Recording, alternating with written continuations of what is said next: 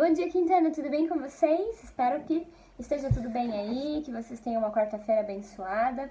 Vamos dar início às nossas aulas de hoje, com a aula de História, tá? Então, eu quero que vocês abram lá na página 8. Na página 8 é a continuação da atividade que a gente fez na última aula, tá? Então, coloque a data ali na página 8, na página 9. Coloque a data de hoje, hoje é dia 13/5, não esqueça de colocar. Então, ali na página 8, a gente tem a questão C e a questão D, que é a continuação da última aula, onde eles vão falar ali, continuar falando sobre a oralidade, sobre a cultura através da oralidade, né? A contação de história, de geração a geração, as músicas, as danças, a questão da cultura através dessa linguagem da oralidade, tá? E aí, lá no finalzinho da página, ele tem um textinho no meio e tem uma foto de indígenas dançando durante uma cerimônia. Eu quero muito que vocês percebam que embaixo dessa foto tem um RA, e é bem interessante que você dê uma olhadinha nesse RA, tá? Acho que você vai achar bem legal. Na página 9, ele também vai continuar falando sobre essa questão da cultura, vai falar sobre um pouquinho sobre convivência, sobre repetições, né? E muitas músicas acabam sendo através de repetições, para quê? Para gravar isso na memória. Aquela trova, aquele pedaço da música, ok? Então, terminem de responder ali, fazendo favor, na página 9. E aí, nós vamos começar um tema novo.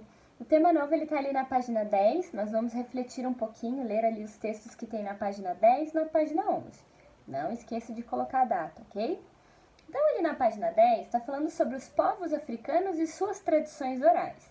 Então, ele está falando sobre os africanos, né, que a gente já até estudou um pouco, que eles se concentravam aonde? No continente africano, né? Muitos dos primeiros agrupamentos humanos se concentravam aonde? Ali no continente africano, né? E as tradições orais da África, elas são muito antigas, né? Então, ela vai ali desde músicas, desde danças, desde mitos, né? Histórias que eram contadas. Isso acabou trazendo uma certa diversidade cultural para todo o continente africano, ok? Tem um quadradinho ali do lado daquele mapinha que ele fala: a África é um continente formado por mais de 50 países e diversas etnias. Então, aí a gente já tem uma ideia de quanta diversidade cultural tem. Nesse mapa, você pode observar a indicação dos primeiros grupos linguísticos, ou seja, dos maiores grupos de línguas que se encontram no território africano. Então, ali no mapa, ele tem uma legendazinha ali, né, de grupos linguísticos. Então, o amarelo mais claro são os afro-asiáticos, ou seja, que tem uma mistura ali com os povos da Ásia. O Nigério-Congo, que é um pouquinho mais escuro. O Nilo-Saariano e o Khoisan. Acho que é assim que se fala, né? Então, a gente consegue perceber no mapa ali, mais ou menos, através dessa legenda, ok? E aí, falando um pouquinho sobre essa questão da história, das histórias, da oralidade do povo africano, né? Essa riqueza cultural que existe, né? Essa variedade de mitos que existe, de histórias, que se a gente for pesquisar, a gente acaba percebendo que a história sempre é a mesma, mas ela vai se modificando, as palavras vão se modificando à medida que o tempo vai passando, né? E o livro traz isso também para nós, né? As danças, né? E é interessante que, principalmente no continente africano, a oralidade, a contação de história, ela acontecia de uma forma ritmada, porque isso trazia uma celebração para aquele povo, eles aproveitavam para celebrar, para dançar, ou às vezes até com ritmos mais tristes, porém, eles faziam assim para que os versos, eles pudessem ser fixados na cabeça das pessoas que estavam ali, né? E que fosse mais fácil passando de geração a geração. Porque às vezes uma música é mais fácil você gravar do que um texto, por exemplo, né? Por causa do ritmo. Então eles faziam isso mais pela questão de gravar isso na mente das pessoas, né? Ser mais facilmente lembrado, né? Na página 11, ele vai trazer uma trova para nós, que eu quero ver se você conhece, eu vou ler para você. Então, é uma trova popular brasileira, coletada por Afrânio Peixoto em 1919. Praticamente aí, muitos anos atrás, né?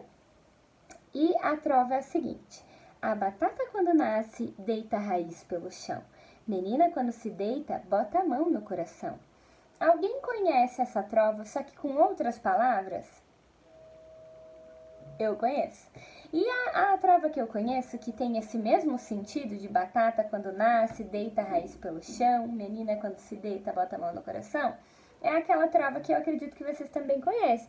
Batatinha quando nasce, espalha a rama pelo chão, nenenzinho quando dorme, põe a mão no coração, né? Então, a trova em si, o objetivo, a história a ser contada é a mesma. Eu só vou modificando ali as palavras à medida que o tempo vai passando, ok? Outra coisa que era muito comum ali no continente africano, na cultura africana, são os símbolos, né? Então, como não existia uma escrita bem definida e tinha uma diversidade cultural muito grande, foi-se então entendido que seria necessário símbolos. Então, eles começaram a utilizar símbolos e cada símbolo significava alguma coisa, né? Então, ali do ladinho, lá na página 11, ele parece uma galinha, uma ave, a gente não consegue, um pássaro, definir direito o que é, né? Mas ele tá assim, é como se fosse um círculo e ele estivesse olhando para o rabo dele. Então, esse símbolo africano, ele significa a busca por sabedoria, mas não é só a busca por sabedoria, é a busca de sabedoria olhando para o passado, por isso que ele está olhando para o rabo, né? Olhando para trás, no caso, olhando o passado, mas refletindo no futuro. Então, eu vou ter sabedoria a partir do momento que eu olho para o passado e eu reflito aqui no meu futuro. Então, bem legal esse símbolo, né? E esse símbolo ele é chamado de sankofa, né? Que ali está escrito que é um pássaro que pode ser representado virado para a cauda. Ele significa a busca pela sabedoria por meio do conhecimento do passado para refletir sobre o presente e construir o futuro, né? Então, muito interessante essa questão africana também. Então, ali na página 12, a gente não vai fazer a página 12 toda, a gente só vai fazer essa parte aqui, ó, do material de apoio, ok? Então, se possível, você colocar a data aqui do ladinho pra gente saber o que a gente vai fazer na próxima aula. Ele está pedindo pra você abrir lá no material de apoio pra jogar aquele jogo que tem ali, que é um jogo bem conhecido de vocês, eu não preciso nem explicar as regras, que é o jogo de memória. Só que agora esse jogo da memória é através dos símbolos africanos. Então tem os símbolos ali, o sankofa, e tem outros símbolos que está dizendo também o significado deles. Então o objetivo é vocês jogarem em família esse jogo da memória. É um jogo da memória bem curtinho, mas é legal para você aprender sobre os símbolos africanos. Lembrando que lá em artes a gente também aprendeu uma música de origem africana. E essa música ela contava uma história, na verdade. Então, na cultura africana, as músicas elas não são só músicas. Ela é a contação de uma história, ela tem algo por trás, é uma história por trás, é algo que eles querem levar de geração a geração, para que todos saibam, ok? Um grande abraço, até a próxima aula. Tchau!